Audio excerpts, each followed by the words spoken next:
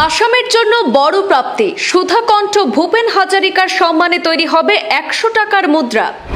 Bharat Ratna doctor Bhupen হাজারিকার জন্মশতবার্ষিকীতে স্মরণীয় করে রাখতে বড় পদক্ষেপ নিল কেন্দ্র।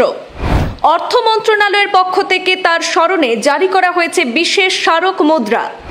সোশ্যাল মিডিয়া হ্যান্ডেলে এই সুখবর পোস্ট করে উচ্ছ্বাস ব্যক্ত করে প্রধানমন্ত্রীকে কৃতজ্ঞতায় ভাসালেন মুখ্যমন্ত্রী ডক্টর হিমন্ত বিশ্ব শর্মা।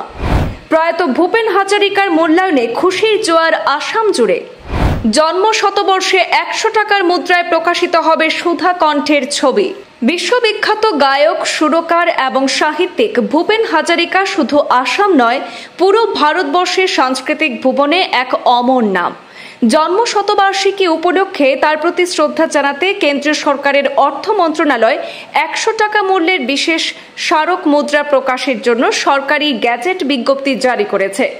লুইতের বনশিল্পী নামে খ্যাত ভূপেন হাজারিকার গান শুধুই সুর নয়, মানবতা ও সাম্যের বার্তা ছড়িয়ে দিয়েছে প্রজন্মের পর প্রজন্মে। এই অনন্য মুহূর্তে আসামবাসী এবং সমগ্র দেশবাসীর পক্ষ থেকে প্রধানমন্ত্রী নরেন্দ্র মোদীকে কৃতজ্ঞতা জানিয়েছেন মুখ্যমন্ত্রী ডক্টর হিমন্ত বিশ্ব শর্মা। প্রধানমন্ত্রীর নিজ উদ্যোগে সুধাকণ্ঠকে তার প্রাপ্য মর্যাদা দেওয়ায় জন্ম শতবার্ষিকীর উদযাপন আরও বিশেষ আকর্ষণীয় হয়ে উঠেছে বলে দাবি করেছেন মুখ্যমন্ত্রী ডক্টর হিমন্ত বিশ্ব শর্মা। সঙ্গীতের মাধ্যমে মানবতার বাণী ছড়িয়ে দেওয়া ভূপেন হাজারিকার প্রতি এই স্মারক মুদ্রা নিঃসন্দেহে এক কালজয়ী স্বীকৃতি হিসেবে দেখছেন মুখ্যমন্ত্রী সহ গোটা আসামবাসী। ব্যুরো রিপোর্ট, পূর্বাঞ্চল প্রতিদিন।